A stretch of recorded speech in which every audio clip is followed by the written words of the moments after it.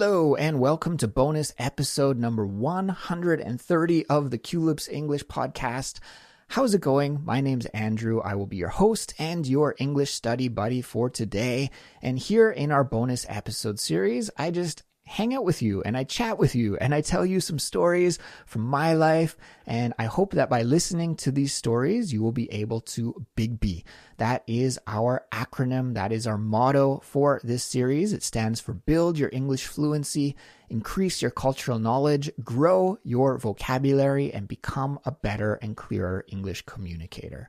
So if those are some of your goals with your English, then you're in the right place, and I'm going to try my best to help you achieve those goals.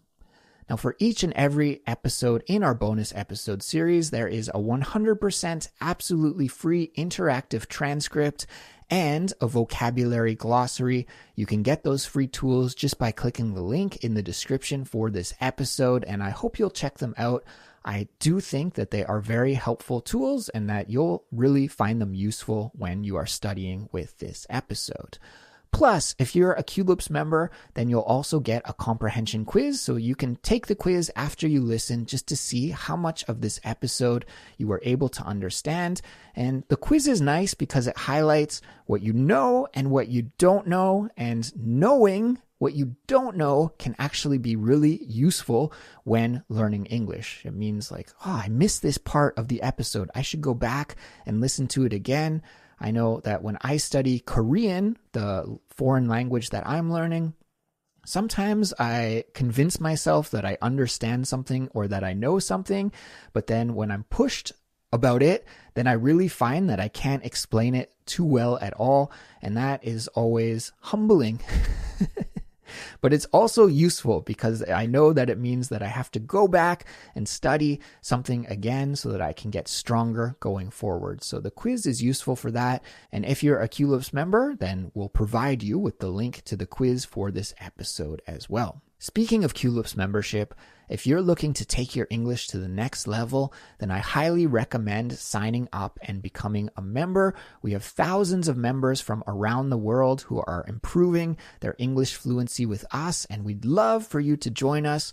When you're a member, you will get access to the study guides and learning materials, including interactive transcripts and quizzes and discussion questions and more for all of our episodes. Plus, you'll get ad-free audio. You'll get access to our member-only series, the Fluency Files.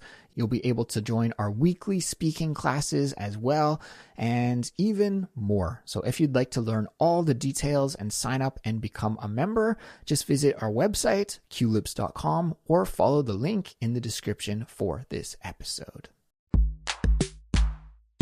So this week we have something just a little bit different. Usually I tell you some stories from my everyday life, what I got up to over the last week. But this week I decided to do something, slightly different just because it's the end of the year. And also just because here in my home, my wife and I have been talking about this topic a lot this week, which is the 2024 Word of the Year from Oxford Languages. I guess the Oxford Dictionary folk. Each year they compile a list of some of the top words, and they recently released this. And while I was doing some research, I saw that pretty much every dictionary creates their own Word of the Year list, and it varies from dictionary to dictionary to dictionary. Personally, I've always considered the OED, the Oxford English Dictionary, to be the gold standard of English dictionaries. So I went with the Oxford list. But later, if you Google and search for Word of the Year 2024, perhaps you'll find a different list. But guys, what I'm going to do in this episode is just go through some of the top words from this year's best of list and share them with you, share what they mean, how you can use them in a sentence, the cultural significance, this kind of information, which I think is a useful cultural lesson. It's a useful vocabulary lesson, and also just interesting overall. I think if you are a word geek like me, an English geek like me, a language geek like me, then you'll enjoy this episode. So we'll go through some of the top entries from the 2024 Word of the Year from Oxford Dictionaries. And then if you stay tuned until the very end, I'm also going to share with you a word that I coined this year, that I invented this year. And it will be a big reveal because I've never shared this word with anybody yet. This is its debut. And I'd love to hear what you have to think about the word that I created. So stay tuned till the end of the episode, and I'm going to share that word with you. And yeah, without any further ado, I think we can get started with this episode. So enjoy, everyone, and here we go. Coming in at word number 6 is a word that went viral in the summer of 2024. It is demure. Demure. And this went viral on TikTok. There's a TikToker named Jules LeBron, and she said this phrase, very demure, very mindful, when talking about fashion choices. Very demure, very mindful. And so demure means being quiet, shy, or dressing modestly, and it's usually used to describe the way that women dress and appear. So if you're not flashy, not showy, not over the top, not attracting attention, then you are dressed in a way that is demure. Now, frankly speaking, this word isn't too popular. It's like a very high level word that I didn't really hear too many people say in daily conversations before this word went viral. But after it went viral, now you hear it often, and especially in this phrase, very demure, very mindful. And I think these days people are using it to talk about their attitude as well as their appearance, anything that is being considered and toned down. So if your attitude or your appearance is being really thought about and some attention is put into it to try and make sure that it's not over the top, not too flashy, not attracting attention, then you could say very demure, very mindful.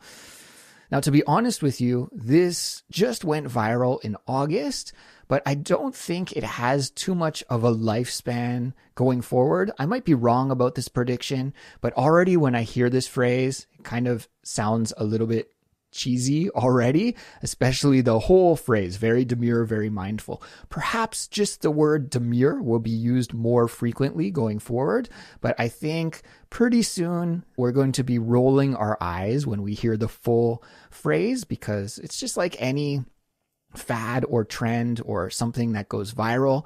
It really peaks in popularity really, really quickly, but then drops off quickly as well. We say it falls off the cliff. Like it's just like standing on the edge of a cliff and then down into the ocean.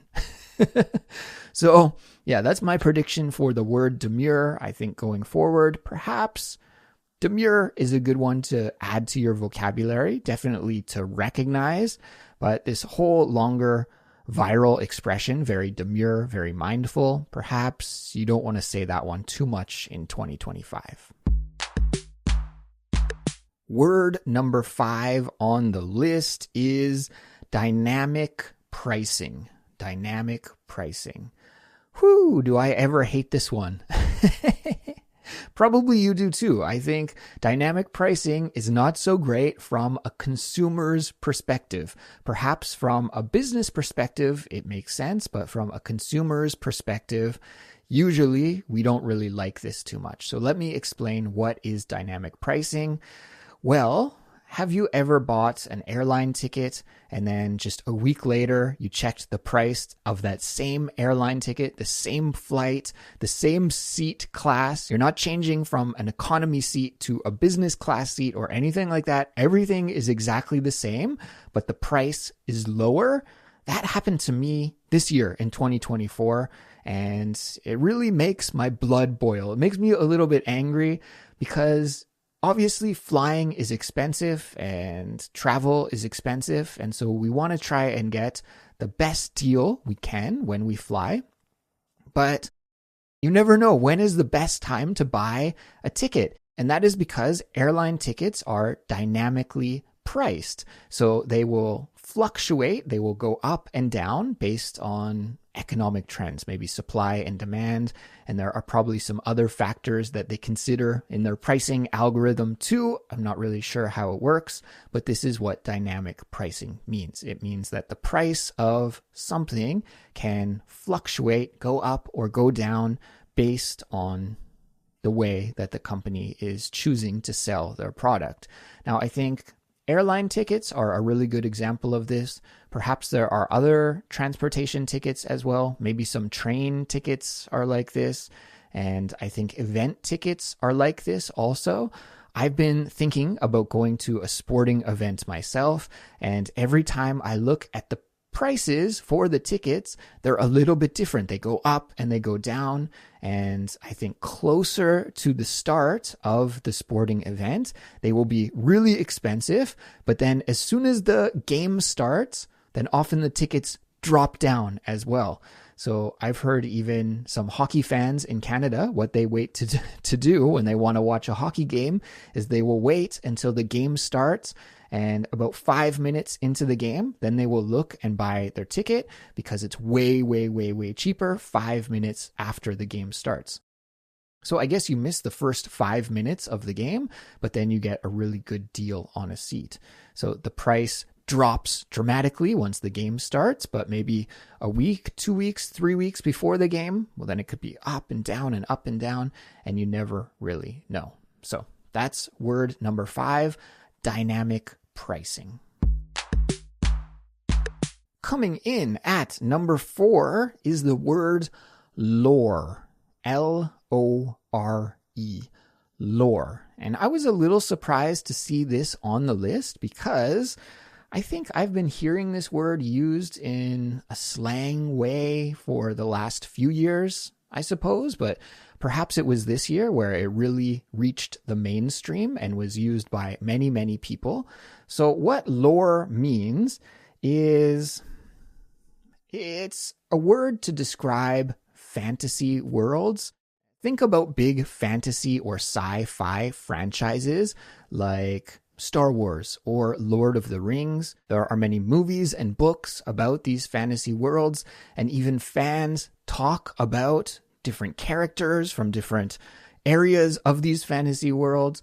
And the lore is like the history or the backstory about these fantasy franchises. And so that's, I guess, the original meaning of lore. It was to talk about these fantasy worlds. But now I even hear it used to talk about maybe rumors or stories from past events. To go back to ice hockey, because I was just mentioning ice hockey, and as a good Canadian guy, I'm a big ice hockey fan. My favorite team is the Vancouver Canucks, and maybe like you'll hear a story about a Canucks player from the 1980s or the 1970s, like a long time ago in the team's history, and that could be Canucks lore, like we're talking about Canucks history. Or even with Culips, if we were to talk about the early days of Culips, we've been a podcast for a long time. If we were to go back to the early days in our early history, maybe we'd talk about Culips lore. And if you're a long-time Culips listener and you talk about those olden days of Culips, then you would be discussing Culips lore. So it started in the fantasy world to talk about big fantasy series and franchises, Harry Potter, Star Wars, Lord of the Rings, etc., etc. But now I think it can be used to talk about any series, team, podcast, TV show, especially when you're talking about the history or some information from the early days, long time ago days of that thing. Coming in at number 3 is the word romantasy. Romantasy. This is a blended word that mixes 2 different kinds of genres of literature and movies, romance and fantasy. Now, I personally haven't read a romantasy novel, or I don't even think I've seen a romantasy film before, but I heard on TikTok it is gaining traction and gaining a lot of attention, and people are talking about it over on that platform, which personally I haven't used TikTok before, so I don't know. But I guess there are different corners of TikTok, and one corner is dedicated to books and literature, and it's really gaining traction and gaining popularity over there. Romantasy mixes traditional elements of the romance genre and the fantasy genre, and I heard sometimes it even features love stories between the hero or the heroine of the book and some mythical creatures. So it sounds pretty wild. I don't know if I would like it or not. I guess the best way to find out is to actually read a romantasy book and see if it would be my thing or not. What about you? Does romantasy sound like an appealing genre to you? Let me know by leaving a comment on our Discord or on our YouTube page or Instagram page and let me know. And if you are a lover of this genre, of the romantasy genre, then you could maybe even recommend a title to me and I'll add it to my to-read list. Coming in at word number 2 is slop. Slop. S-L-O-P. Slop. What is slop? Well, for the last few years now, we have been living with AI and technology like ChatGPT and Claude and Grok and Google Gemini, all of these different AI services that can generate a large amount of text very, very quickly. And as a result of that, this AI-generated content, including text and images and videos and all sorts of different things, this is being flooded all over the internet. We have bots on social media. We have spam in our inbox. We have fake blog posts that were just written by AI. And all of this content really doesn't add any value to our lives. In fact, it's watering down the internet. It's making it a harder place to spend time. It's making it more difficult for us to find good information, reliable information, information we can trust and we can believe in. All of this AI-generated garbage content is called slop. And this word slop in English has another meaning as well. It's the kind of gross, watery, disgusting food that we would feed to pigs on a farm. So if you've ever seen an image of a pig farmer just with a bucket of kind of wet food that they throw into a trough for a pig to eat at, and a trough is what we call the device that holds food for an animal so they can eat at it. So on a farm, you have a trough for the pigs where they go up to eat their slop. Okay. So it is kind of like a disgusting word that we associate with pigs, which are known to be maybe not the cleanest animal, especially a pig farm is not the cleanest place. So when I think of this word slop, it just is a disgusting connotation, a disgusting feeling associated with this word. And so slop on the internet or slop on a farm feeding a pig, it's like not something that you want to encounter, not something you want to spend time with or come across, right? So I think it's actually a very accurate way to describe this kind of low quality content that the internet is being flooded with, unfortunately. Slop. So if you hear it in the future, now you know what it means. It's the time we've all been waiting for. The word of the year from Oxford for 2024 is brain rot. Brain rot. Now, brain rot can be used in two different ways. The first way is we use it to describe really low quality, bad content on social media that often is very addicting, but just takes up our attention and turns us into zombies where we just doom scroll on our phone. And I think most people who use social media, YouTube, Instagram, TikTok, we know all about brain rot. These are the videos that are so addicting to us, but don't really add any value to our lives. And in fact, they take away from our quality of life by occupying our time. So this kind of really low bar, low quality content that we can see easily on social media, this is brain rot. The second way that we use the term brain rot is to describe the symptoms that people can show if they spend too much time consuming really low quality, low bar content on social media. So maybe our attention spans are affected and we can't focus or pay attention on anything. Perhaps we have a difficult time speaking, or we use too much slang and we have problems relating to other people. Or even we become totally addicted to these apps and we're always looking at them. And, you're out with your friends at a cafe or something, and you find yourself opening your social media app instead of spending some time with your friends and connecting with them on a human level.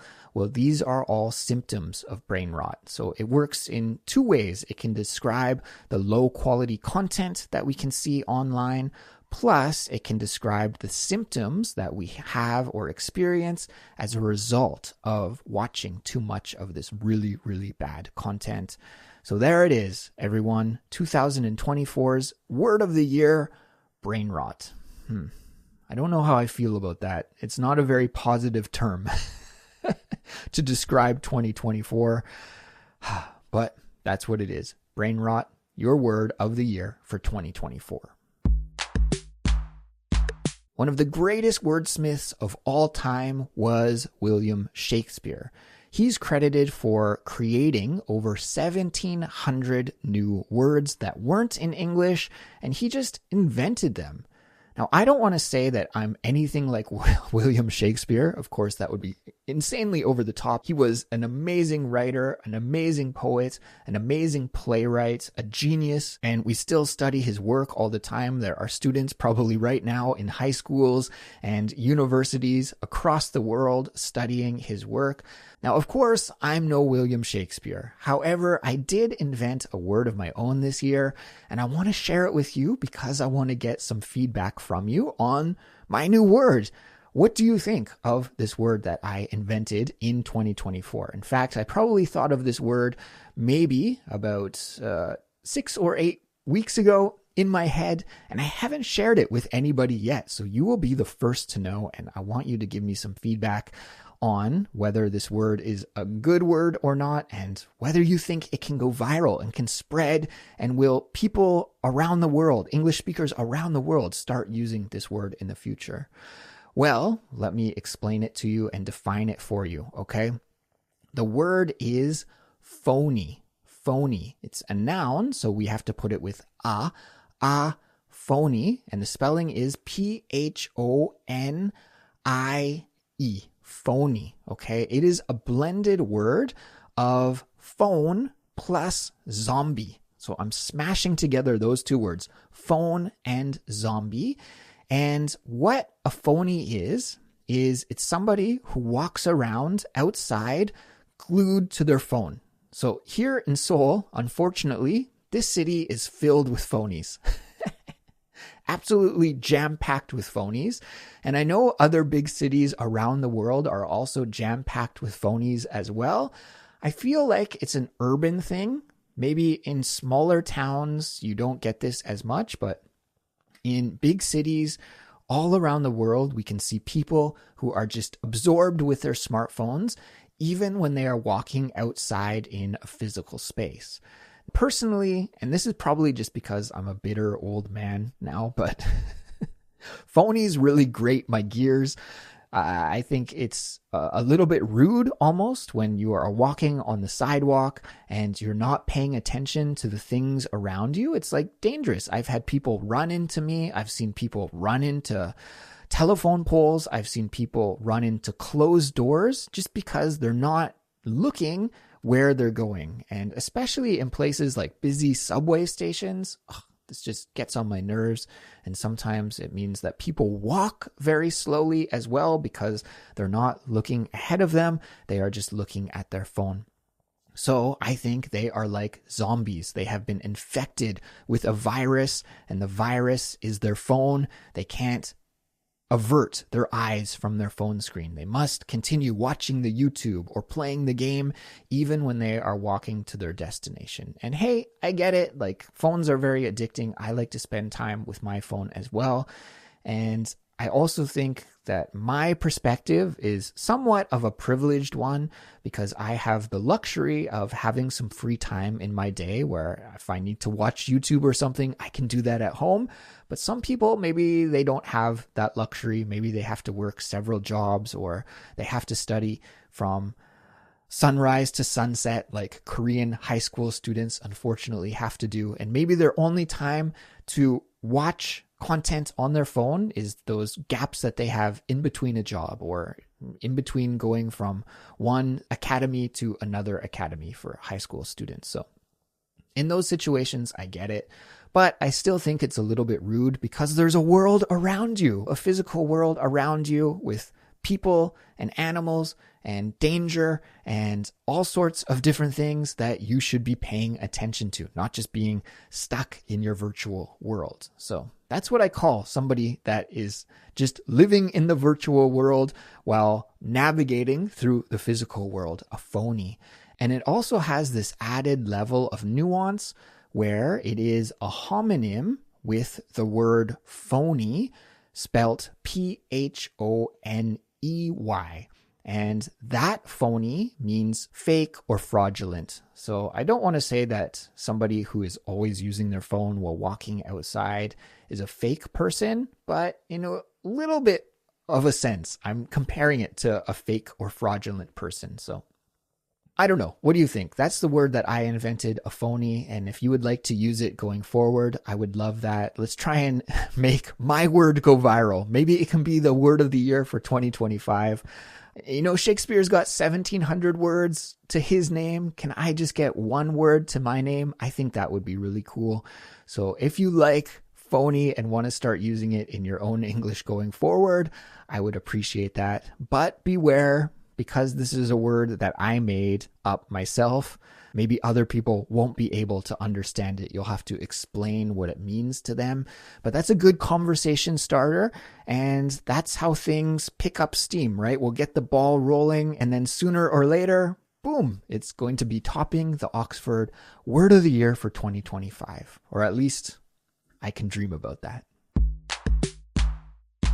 That brings us to the end of this week's bonus episode, everyone. Thank you for tuning in as always. I hope you enjoyed it and I hope you were able to improve your English skills here with me. Great job on completing this study session. And now I'm going to share this week's completion code with you. And I'd like you to leave a comment or an example sentence using this week's completion code either on our YouTube page, on our Discord server, or on our Instagram. And that will signal to me and that will signal to other Culips listeners that you did it, that you finished this episode and listened all the way to the end. So this week's completion code is Zeitgeist.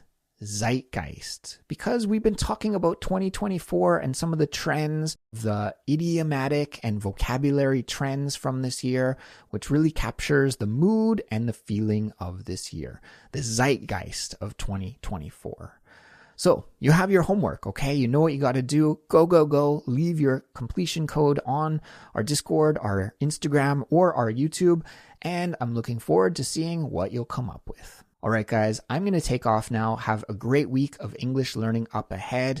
Please take care as always, and I'll catch you in the next Culips episode. Bye-bye.